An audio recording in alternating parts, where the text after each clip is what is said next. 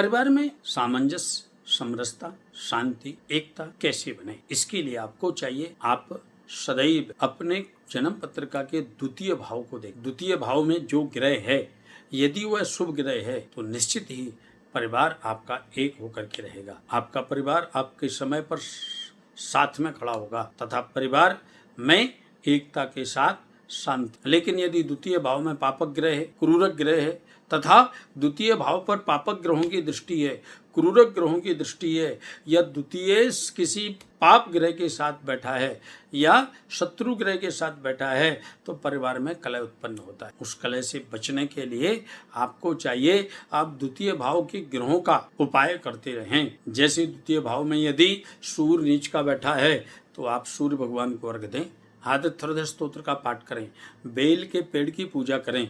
यदि चंद्रमा बैठा है तो आप शिव जी की आराधना करें। यदि चंद्रमा शुभ है तो आप फिर भी पानी में शहद मिला करके शिवलिंग पर अर्पित करें। यदि मंगल ग्रह बैठा है और शुभ ग्रह है तो आपको चाहिए आप बैल को, सांड को, नंदी को आप मसूर की दाल और गुड़ खिलाएं। और यदि पापक ग्रह बनकर के मंगल बैठा हुआ है या मंगल किसी शत्रु ग्रह के साथ में बैठा है या शत्रु की राशि में बैठा है तो आपको चाहिए आप मंगलवार के दिन तांबे के लोटे में मसूर की दाल भर के लाल वस्त्र में बांध करके ऊपर से 7 बार वार करके जमीन में गाड़ दें। ऐसा 3 मंगलवार करें। यदि बुध शुभ बैठा है तो आप गणपति को 108 दुर्वार फिर करें।